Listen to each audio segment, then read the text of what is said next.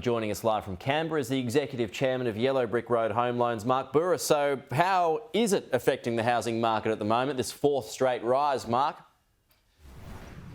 Well, if you look at the core logic numbers, which were released yesterday, nationally, housing prices are down 1.3% in the month of July alone. If that's nationally, but if you look at Sydney, Sydney's down 2.2%.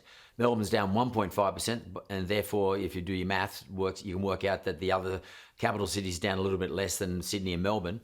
And if you just sort of extrapolate for the year, for the last 6 months, Sydney house prices are down by 5.2%, which, by the way, is the largest drop in house prices in Sydney since the beginning of the GFC and/or going right back to the 1980s. So it's fairly catastrophic in terms of house prices. So what does that mean? Do you think that that's just a correction because things were too high, or is it because of the actions of Philip Lowe?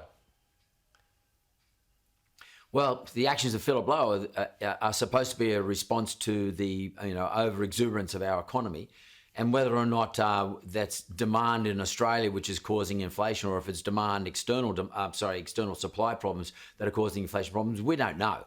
And no one's actually bothered to explain it to us. And therefore, are Philip Lowe's actions actually going to have an impact on the inflation number? And if they are going to have an impact on the inflation number, which segment of the marketplace is going to affect? And therefore, you'd have to expect it's going to affect all mortgage holders. I'm in Canberra today, and last night I went downstairs to have my dinner in the hotel I was staying at, and the people who were aged 20 to 35 in that bar was packed on a Tuesday night. Everybody was out, the restaurant was packed, everything was packed. What it tells me is this: the average age of an Australian today who gets a mortgage is 34 years of age. 20 years ago, it was 24 years ago, 24 years of age. There's an assumption with interest rates, mate. The assumption is that more people have mortgages and more people are going to be affected by interest rate rises, whereas that assumption is not as relevant today as it was in the past. And so people are just renting instead? Yeah, they're renting instead, and their wages are okay, relatively speaking. I mean, wages have sort of kept pace not with inflation, but sort of kept pace with rental increases, etc. Well, although that's starting to change a little bit. But at the end of the day, interest rates is not going to be the thing that's going to slow the economy down. The thing that will slow the economy down, I think, will be inflation, the cost of living. That's the thing that's going to slow the economy down. And adding to that cost of living by increasing interest rates doesn't help anybody. Right. How do you think everything looks, let's say, after the first quarter of next year?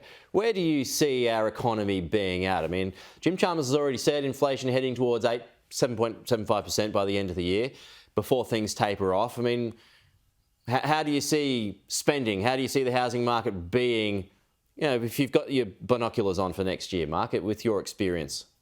Well, I would, the way things are happening at the moment, which I didn't expect this like 2 months ago when the rate rises started, but the way the rate rises are going, 0.5%, if they keep going in that direction, I see house prices of the market across the board down 20%.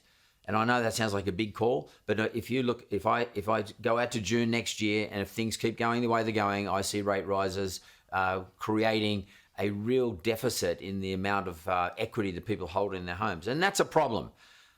Instinctively, I think that just can't happen. I just can't see the Reserve Bank allowing themselves to do that. And if I pick up the Daily Telegraph today, they're calling for the Reserve Bank governor to resign. So I would imagine that pressure will start to seep down through the Reserve Bank, and maybe they may start to be a little bit more moderate in the way that they're hitting us up with these rate rises. But if they don't, I'd see a big problem arising. Okay, Mark Bouris, good to have you with us. As always, enjoy Canberra. Thanks, Pete. Talk to you soon.